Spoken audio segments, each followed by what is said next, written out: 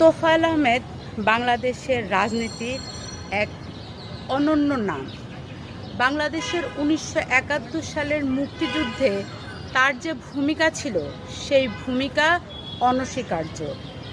বাংলাদেশ বিরোধী স্বাধীনতা বিরোধীদের বিরুদ্ধে তোফায়েলের ভূমিকা ছিল সব সময় গৌরবময়। 1969-এও এই মহান নেতার অবদান অনস্বীকার্য। আমরা কোনোদিনও এই স্বাধীনতার 55 বছরে তোফায়েল আহমেদের যে অবদান বাংলাদেশের মাটিতে ভুলে যেতে পারবো না।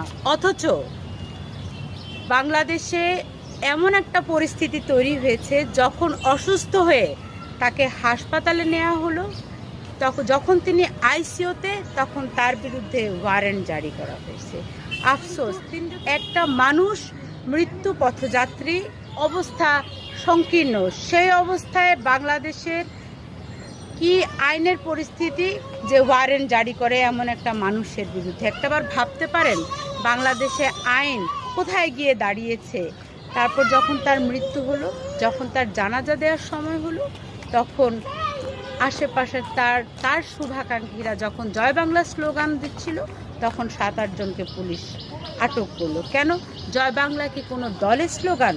জয় বাংলা স্বাধীনতার সময় স্লোগান।